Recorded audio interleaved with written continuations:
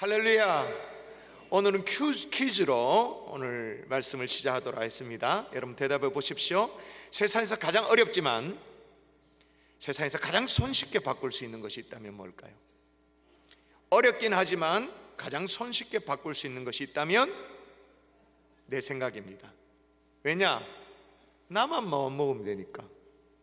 내 생각을 누구도 방해할 수 없기 때문에 내가 결정하면 되기 때문이 내 마음이니까 그런 거죠. 여러분, 오늘 여러분의 생각을 바꾸고 싶다는 생각이 들지 않으세요?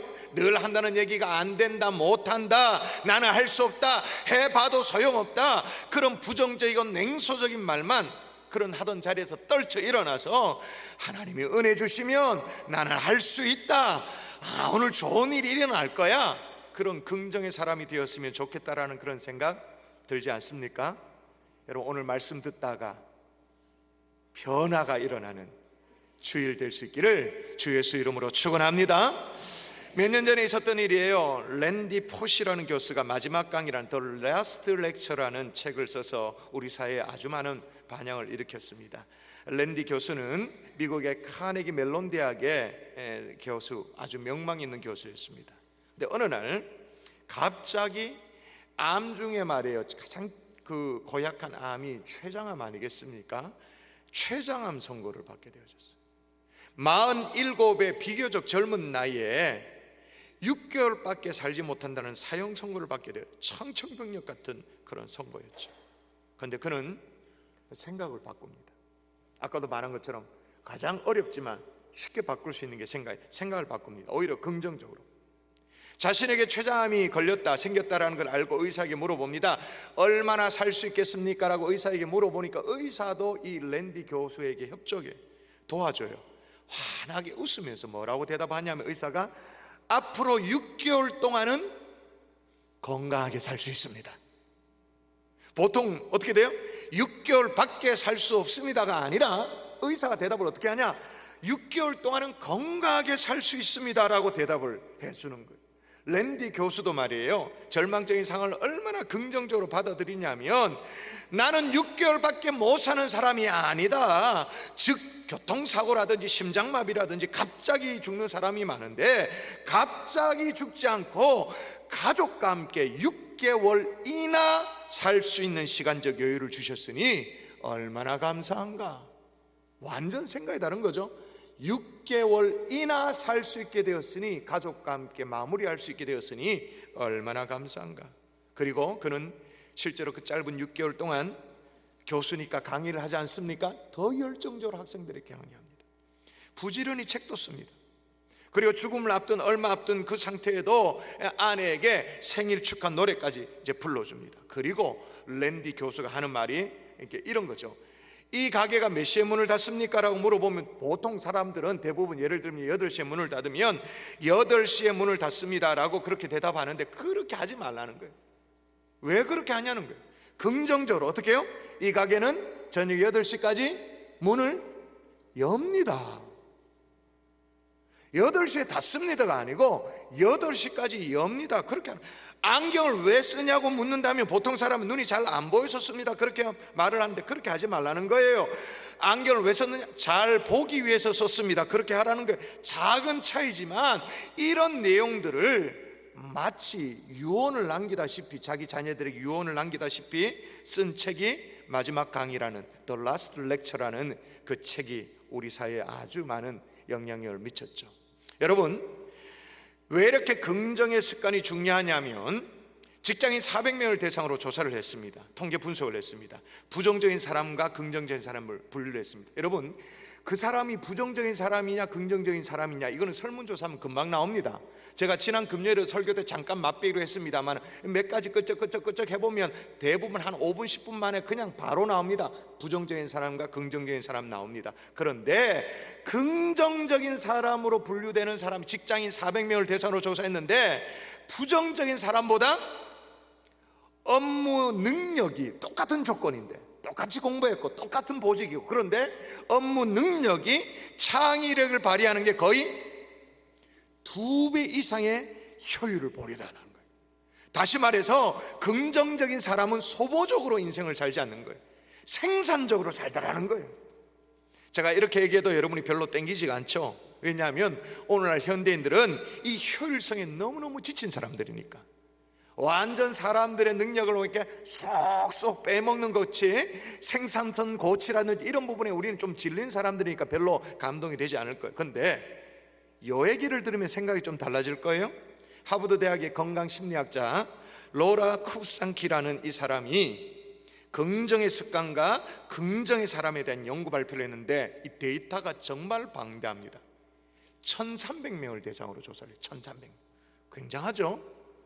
근데 10년 동안을 추적해서 연구했습니다. 10년 1300명을 10년 동안 추적해서 관찰한 결과 긍정적인 사람과 부정적인 사람의 이 데이터는 굉장히 많은데 시간도 10년 동안 추적했는데 연구는 굉장히 아주 좁혀서 내로 다운해서 아주 타겟 조사를 해서 뭘 조사했냐면 부정적인 사람과 긍정적인 사람 심장 발병률의 차이가 얼마냐, 심장병의 발병률의 차이가 얼마냐, 그걸 조사했더니 긍정적인 사람이 심장병 발병률의 50%가 낮다라는 사실을 발견한 거예요. 한마디로 말하면 긍정적인 사람이 거의 2배 가까이나 더 건강하다라는 그런 결과가 나오게 된 거예요. 이걸 더 와닿도록 여러분에게 표현해 볼까요? 이 발병률의 차이는 뭐냐면 흡연자 있잖아요. 담배 피우는 사람, 골초, 이 흡연자와 비흡연자의 차만큼이나 발병률의 차이가 있는 거예요. 자, 그런데 우리 예수 믿는 사람은 건강에 해로운 담배 안 피웁니다마는, 피우지 않습니다마는, 그런데 늘상 부정적인 말만 하고 비판을 하면 뭐가 똑같다는 거예요? 꼴초와 똑같다 그 말인 거예요. 말짱 꽝이다 그 말인 거예요. 혹시 설마 그런 분은 또 없으시겠죠? 교회는 다니는데 담배 피우는 사람, 담배도 폈고 또 뭐예요? 늘 또 부정적인 사람. 그럼 어떻게 돼요? 곱에 곱이니까 4배인 거예요. 4배 더 건강에 해로운 거예요. 심장병 4배인 거예요. 여러분, 그런 분은 이 자리에 한 명도 없기를 주 예수의 이름으로 축원합니다. 축원합니다. 여러분, 제대로 믿음 생활을 하면, 예수를 제대로 믿으면 우리는 긍정의 사람이 될 수밖에 없습니다. 긍정의 습관을 가질 수밖에 없습니다. 성경에 뭐라고 기록했는가? 여러분 한번 읽어볼까요? 오늘 본문이에요. 같이 시작. 내게 능력 주시는 자 안에서 내가 모든 것을 할 수 있느니라. 성경에 이렇게 아예 기록을 해놨어요. 성령의 능력으로 정말로 기록된 이 하나님 말씀 가운데 정확하게 내게 능력 주시는 자 안에서 내가 모든 것을 할 수 있느니라. 참으로 신이 나고 주먹이 막 불끈불끈 쥐어지는 그런 힘이 되는 말씀이잖아요. 자, 그러면 이 말씀을 한 이 바울이 말이에요, 세월이 좋아서 그런 얘기를 했나? 팔자가 좋아서 그런 얘기 했나? 형편이 돼서 그런 얘기 했나? 천만에. 여러분 아시다시피 오늘 본문이 빌립보서입니다. 빌립보서는 다른 성경 에베소서라든지 골로새서, 빌레몬서와 함께 어떤 서신으로 분류되어집니까? 바울의 옥중서신, 감옥에 갇힌 상태에서 쓴 편지로 그렇게 분류되어지는 그런 편지예요. 그럼에도 불구하고 내게 능력 주시는 자 안에서 내가 모든 것을 할 수 있느니라, 이 긍정의 습관의 완전 끝판왕, 완결판을 어떻게 이렇게 보여줄 수 있는가? 어떻게 그럴 수 있는가? 따라 하십시다. 작은 일에 감사할 줄 알므로. 여러분, 바울이 내게 능력 주시는 자 안에서 내가 모든 것을 할 수 있다라는 긍정의 습관의 완전 끝판왕을 내놓기 전에 말이에요, 그 전에 이렇게 말합니다. 여러분 10절 읽어볼까요? 여러분 읽습니다. 시작.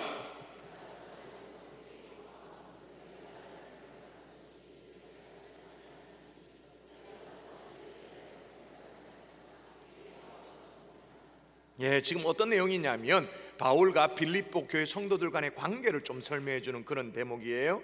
빌립보 교회는요 참 바울을 잘 서포트했어요.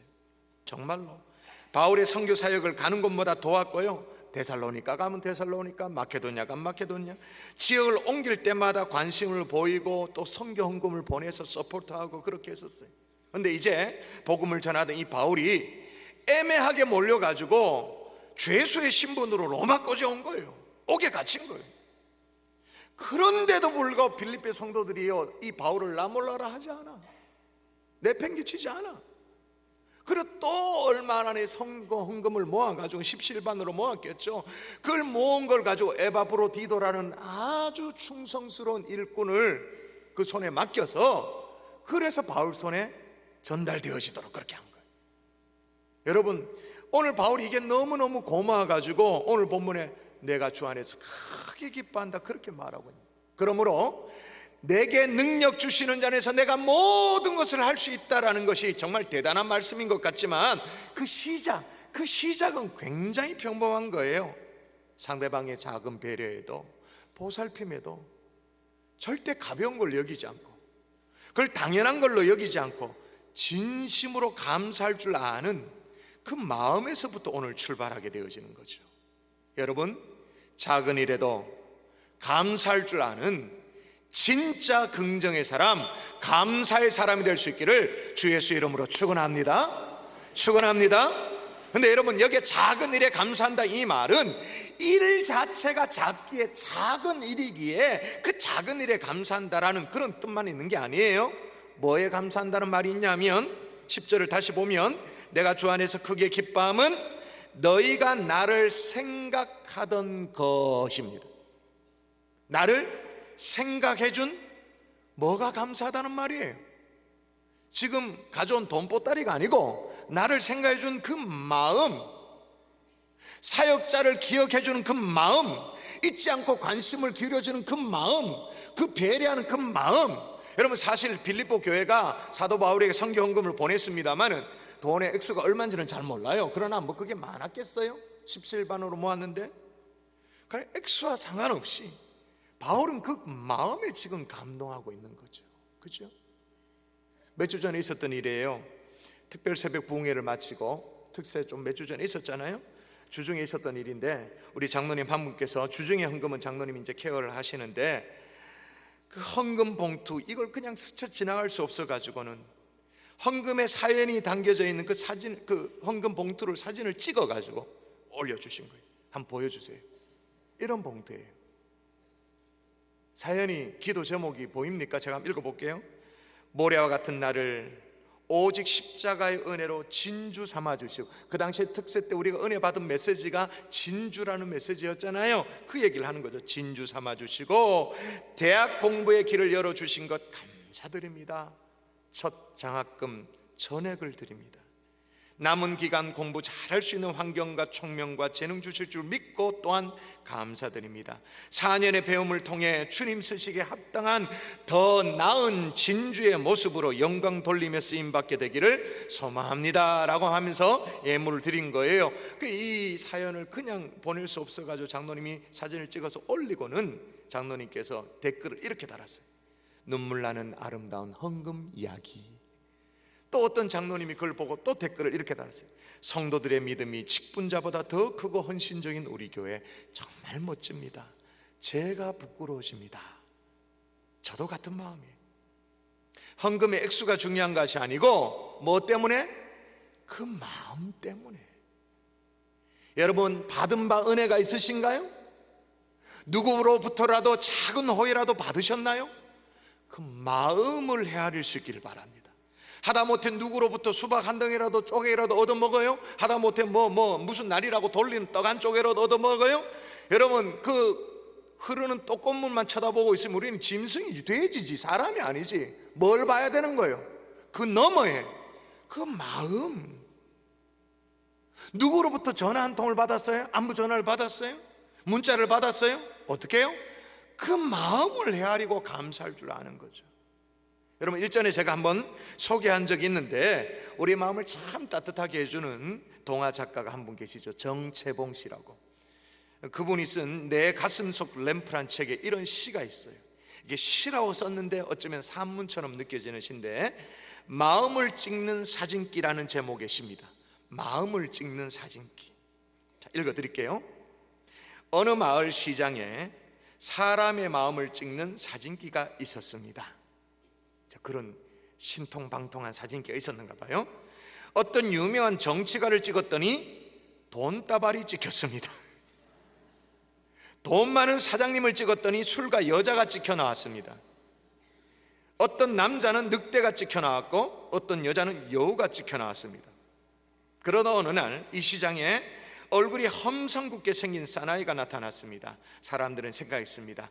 틀림없이 무시무시한 흉기가 찍혀 나올 거야. 사나이가 카메라 앞을 지나갔습니다. 빵긋 웃는 아이의 얼굴이 찍혔을 뿐 사나이는 단지 미역 한 꾸러기만을 들고 시장을 벗어나고 있었습니다. 미역 한 꾸러기만을 들고 시장을 벗어나고 있었습니다. 뭘 의미하죠? 태어난 아기가 있다 그 말이에요. 자기 얼굴은 험상궂게 생겼을지 모르지만 그 마음에는 뭐로 그득하다 그 말이에요? 지금 갓 태어난 아기로 가득하다 그 말인 거예요. 여러분 속에는 뭐가 가득한가요? 그런 사진이 있다면 한번 찍어볼까요? 지금 뭐가 툭 튀나올까? 나오는데 말씀과 기도 이렇게 나오고, 그죠?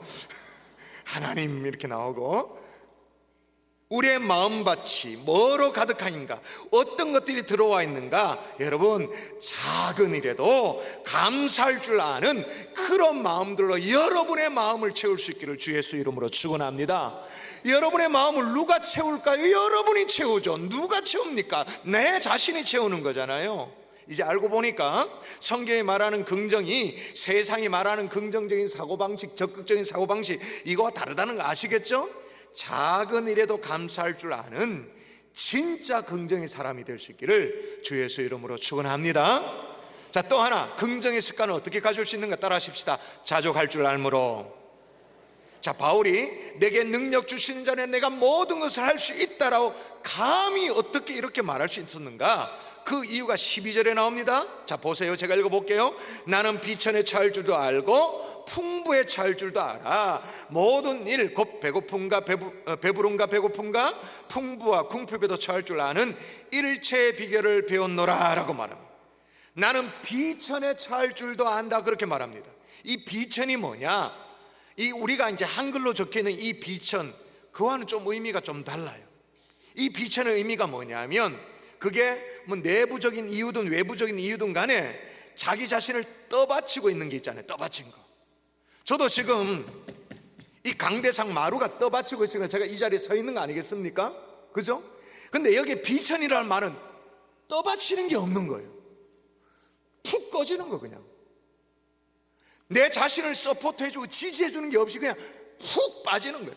푹 빠져버리는 경험, 푹 꺼져버리는 경험. 바울에게 그런 경험이 있었나? 있었죠. 복음을 전하는 가운데 다는 그 굶주림, 목마름, 추위, 40의 감한대를 얻어맞는 그 억울함 다 경험했죠.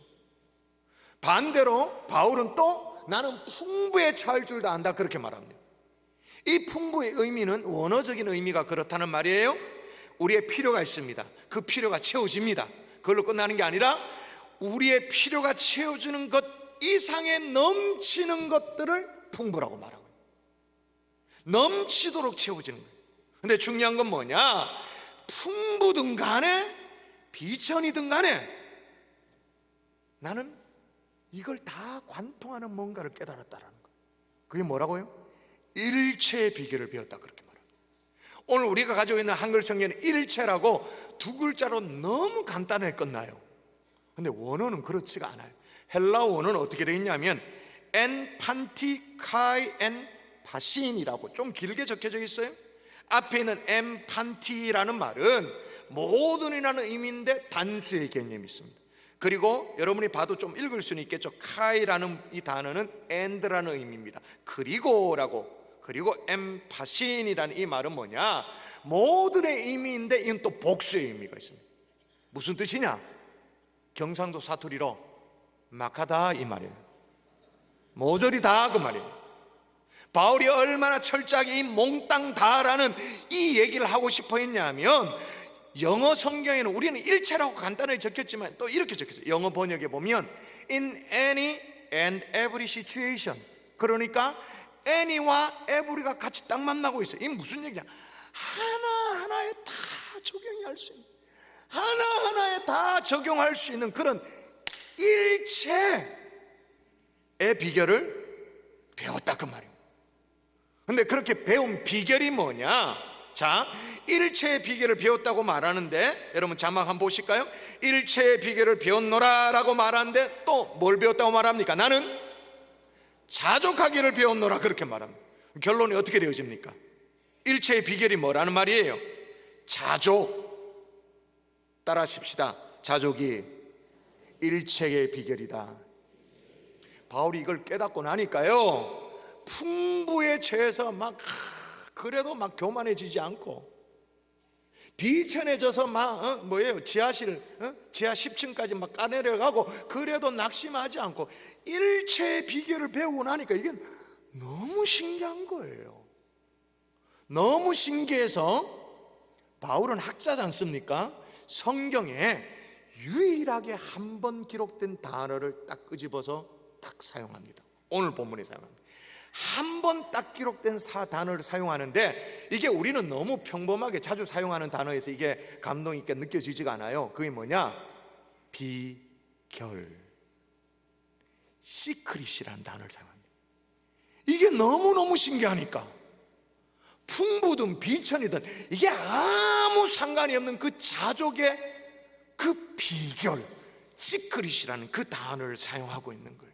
근데 여러분 여기 보니까 11절에도 보면 자족하기를 배웠다, 그리고 12절에 보면 일체의 비결을 배웠다 그렇게 말하니까 배우기만 하면 다 되는 줄 생각합니다. 누가 가르쳐주면 내가 열심히 하면, 열심히 연습만 하면 나는 배울 수 있다 그렇게 생각하는데, 그런 게 아니에요. 왜 시크릿이냐 하면 하나님이 깨닫게 주셔야 된다는 거예요. 하나님이 이게 영적으로 탁 깨달아지도록 해야 이걸 아는 거다. 그래서 성경에 유일하게 딱 한 번 기록된 비밀에 해당된 시크릿이라는 단어를 사용하고 있는 거예요. 그러니까 참 오늘, 그렇죠, 제가 여러분에게 안 돼요. 제가 아무리 핏대를 올려 설명해도 여러분 내가 할 수가 없어요. 왜? 비밀에 묶어놨기 때문에. 자족을 깨닫게 하시는 은은 하나님이신 줄 믿습니다. 아무쪼록 제 바람은 오늘 이 자리에 말씀을 듣는 저와 여러분 가운데 정말로 성령께서 이 막 깨달아지도록 해주셔가지고 일체 비결, 자족의 비결이 깨달아지는 하나님의 종들 되시기를 주 예수의 이름으로 축원합니다. 근데 한 가지 오해가 있어요. 어떤 오해냐? 이렇게 오해하면 곤란해요. 자족이라고 말하니까 우리는 또 선입견을 자족, 가만히 있는 걸 생각해요. 자족, 현실에 안주하는 걸 생각해요. 밥 먹을 때 말이에요, 아내가 이렇게 반찬 해주는데 반찬 투정하면 아내가 뭐라, 시끄럽다고만 주는 대로 먹으라, 그냥 그런 걸 자족을 하고 생각해요. 그냥 현실에 만족하는 거, 그런 걸 얘기하는 게 아니에요. 자족을 그냥 뭐 아무것도 안 하고 그대로 있고, 뭐 이래도 흥 저래도 흥, 이래도 오케이 저래도 오케이, 그런 줏대 없는 걸 자족이라고 생각하는 게 아니에요. 그런 말이 아니에요. 빌립보서 전체를 통전적으로 이해하면 금방 이런 오해는 풀립니다. 여러분, 자족을 배웠다고 말하는 바울이, 자족을 일체의 비결로 배웠다고 말하는 바울이 같은 빌립보서에 뭐라고 말하는지 보십시오. 3장 14절 여러분 읽어볼까요? 여러분 읽습니다. 시작.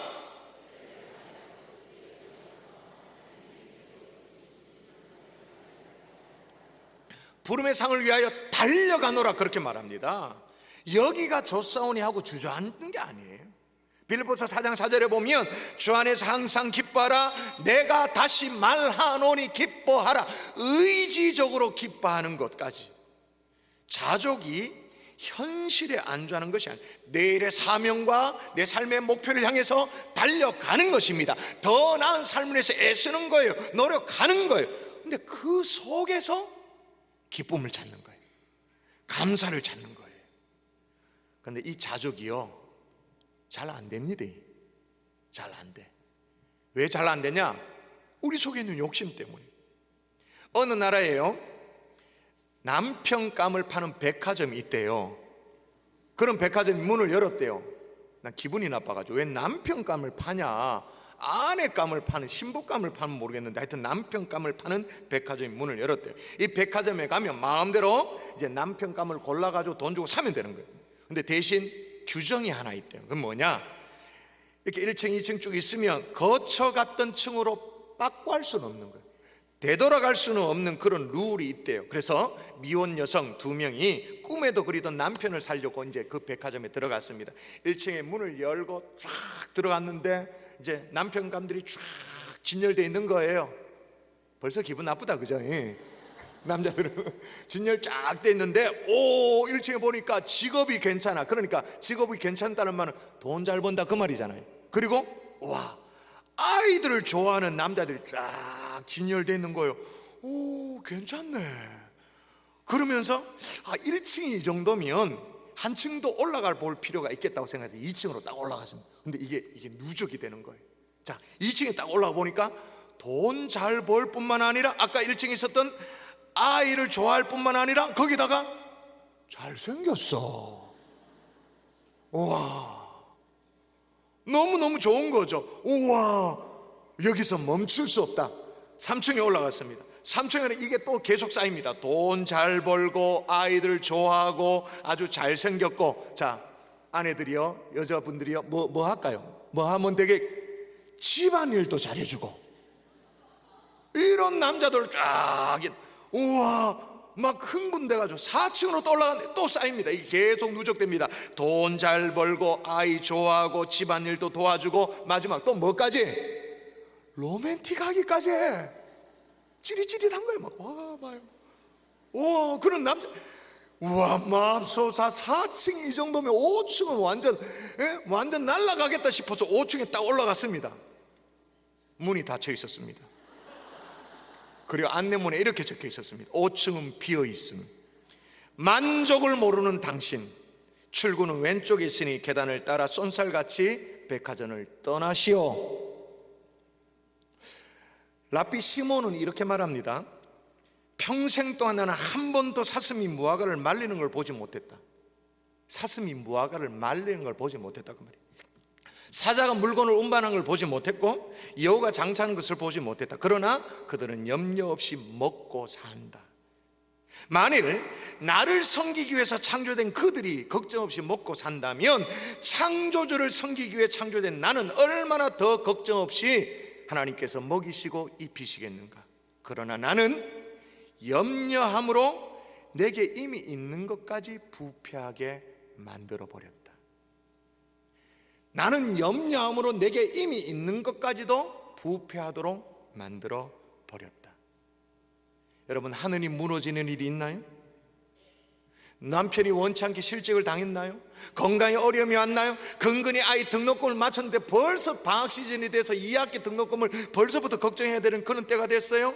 여러분, 일체의 비결, 자족을 제대로 배워서 어떤 형편에도 어떤 여건에도 흔들리지 않는 믿음의 사람, 긍정의 사람이 될 수 있기를 주 예수 이름으로 축원합니다. 영적 물미가 터질 수 있기를 바랍니다. 목사가 도울 수가 없습니다. 이게 깨달아지는, 아하, 타이밍이 필요한 거예요. 이게 막 전율되고 닭살이 돋고 이게 진짜 내 것이 되는 순간이 있는 거죠. 그럼 목사가 해줄 수 있는 게 아닙니다. 하나님이, 성령께서 여러분의 마음에 깨닫도록 하는 은혜가 있기를 주의 이름으로 축원합니다. 마지막 세 번째로, 그리스도의 능력을 확신함으로 이게 가능한 거예요. 자, 사실 계속 소개하고 있는 빌립보서 4장 13절에 정말 이 내게 능력 주시는 자 안에서 내가 모든 것을 할 수 있다. 그런데 여기는 바울의 인생 철학, 그의 사역 지침이 담겨져 있는데, 누구 안에서 내게 능력 주시는 자 안에서, 내게 능력 주시는 자 안에서 내가 모든 것을 할 수 있다, 그렇게 말해요. 바울이 자기 힘으로 한다고 말하지 않았습니다. 내 실력을 한다고 말하지 않았습니다. 내가 가지고 있는 인간관계 네트워크를 가지고 이렇게 한다, 그래서 내가 모든 일을 할 수 있다, 그렇게 말하지 않았습니다. 뭐라고 말했냐면, 내게 능력 주시는 자 안에서 그리스도의 능력을 확신하기 때문에 나는 모든 것을 할 수 있다고 말하는 거예요. 그러므로 자족은 어떤 환경이나 어떤 여건을 속절없이 숙명처럼 받아들이고는 단순히 뭐 이렇게 있는 거, 그게 아니에요. 무슨 마인드 컨트롤을 잘해가지고 마음이 흔들리지도 않도록 그렇게 초연해지는 것도 아니에요. 가슴은 텅 비어 있는데 텅 빈 감정인데 무슨 뭐 효과를 바라는 마음으로 플라시보 효과 뭐 그런 것도 아니에요. 그냥 체념해 있는 것도 아니에요. 오늘 우리가 함께 나눈 이 자족은 이유가 있는 만족이에요. 그 이유가 뭐냐? 내 속에 계시는 그리스도 예수, 우리 속에 주인 되시는 그리스도 예수. 여러분, 바울이 선교사가 되기 전에요, 정말로 여러 가지로 선교사로 적합하지가 않았어요. 신체적인 질병도 있었습니다. 성격도 되게 까칠했습니다. 날카로웠어요. 무엇보다도 과거가 있었잖아요. 과거가 뭐예요? 예수 믿는 사람 잡아 죽이는 과거가 있어요. 근데 선교하겠다고 나서봐요. 누가 믿어주나요? 그죠? 그런데도 불구하고 그래서 예수 안에서 능력을 경험하고 나니까 자기의 약점까지도 어떻게 바뀌게 되느냐? 여러분 한번 읽어볼까요? 내가 같이 읽습니다. 시작. 자기 속에 있었던 약점까지도 이제는 하나님이 변화시켜 줬기 때문에 예수의 흔적이 되어서 남게 되어지는 그런 은혜가 되어지는 탁월한 사역자가 됐던 거죠. 약점이 있어요? 부족함이 있어요? 그게 자꾸 여러분을 상처내요? 어렵게 만들어요? 다시 말씀드립니다. 우리가 자족할 수 있는 이유는 예수 그리스도 때문인 줄 믿습니다. 그럼 우리의 연약함이 문제가 되지 않는 거예요. 우리의 약점이 문제가 되지 않아 오히려 하나님의 위대하심을 더 드러낼 수 있는 기회가 되어지는 거죠. 그래서 사도 바울이 고린도서 12장에 이렇게 말합니다. 그러므로 내가 그리스도를 위하여 약한 것들과 능력과 궁핍과 박해와 공고를 기뻐하노니, 같이 읽을까요? 이는 시작. 이는 내가 약한 그때 감이라. 약한 그때가 오히려 강해지더라. 할렐루야. 시편의 고백도 읽어볼까요? 같이 읽습니다. 시작. 우리를 비천한 가운데서도 기억해 주신 이에게 감사라. 그 인자하심이 영원함이로다. 할렐루야. 말씀의 결론을 맺을게요. 미국의 루지애나 주에 가면, 남부에 가면 보라색 꽃이 있습니다. 온통 보라색 꽃으로 벌판을 덮는 지역이 있습니다. 그게 꽃이 히아신스라는 꽃인데, 이 꽃이 창궐하게 된 사연이 있더라고요. 1884년도에 그 당시에 뉴올리언스에서 엑스포가 열릴 때 말이에요. 주최 측이 박람회를 이제 이렇게 주최하면서 좀 박람회장을 화려하게 좀 꾸며야 되지 않습니까? 꾸미기 위해서 없던 식물을 수입을 한 거예요. 베네수엘라에서 이 히아신스, 보라 색깔의 히아신스를 수입을 한 거예요. 대량으로 수입해서 박람회장 주변에 심고 이걸 데코레이션을 쫙 했습니다. 근데 이 식물이 번식력이 엄청난 거예요. 거기에다가 엑스포에 왔던 관람객들이 자기들이 자주 못 보는 꽃이니까 신기하니까 꺾어다가 또 이렇게 해가지고는 가방에 넣고 자기 집에 심은 거예요. 그리고 이제 계절이 바뀌면서 씨가 이제 떨어져서 강물을 타서 그냥 인근에 계속 번지게 되어졌죠. 그래서 그 일대가 보랏빛으로 넘쳐나는, 사람의 마음도 마찬가지인 것 같아요. 어떤 씨를 뿌리느냐, 뭘 심느냐에 따라서 중요한 건 이게 번져나가는 거예요. 부정적인 마음을 품으면 이게 번져나가서 온 세상에 그렇게 보여지는 거예요. 근데 묘한 게 있어요. 묘가 뭐하냐? 여러분, 우리의 인간의 사고방식은 그렇게 생겨 먹었대요. 이걸 그냥 내비두면 80%는 부정적인 쪽으로 방향을 잡는데, 우리 예수 믿는 사람 그래도 기도하고 찬송하고 그래서 긍정으로 이제 마음을 끌어당기니까 다행입니다만, 그냥 그대로 내비두면 이건 그냥 결론이 난 거예요. 학문적으로 나온 거예요. 80%가 부정적으로 기우게 되죠. 조금만 방심하면. 근데 여러분, 그 아까 얘기한 보랏꽃 히아시스야 이쁘기라도 하지, 번지기면 이쁘기라도 하지. 부정적인 사람은 아무짝에도 쓸데가 없어요. 그런 사람은 회사 다니면 회사 골치 아파요. 그런 사람 어떤 공동체 일원이 되잖아요. 공동체 어지럽게 만들어요. 교회 어지럽게 만들어요. 심지어 자신의 건강도 해친단 말이에요. 어떻게? 4배 해친다 그 말인 거예요. 그러므로 여러분, 작은 일에도 감사할 줄 알 수 있기를 주의 이름으로 축원합니다. 저게 태양이 있습니다. 생명의 근원이라고 말할 수 있는, 그죠? 태양이 떴습니다. 근데 태양이 떠도 등지고 있으면 내 가슴은 그늘집니다. 여기는 그늘져요. 어두워요. 태양이 떠도 어떻게 해요? 태양을 향해 보면 가슴이 환해지죠. 따스해지는 거예요. 부정적인 사람은 환경이 아무리 좋아도 상관이 없어요. 망하는 길이에요. 돌려야 되는 거예요. 긍정의 마음으로. 여러분, 이 일체의 비결, 자족의 비결을 깨달아 하는 하나님의 종들 될 수 있기를 주 예수의 이름으로 축원합니다.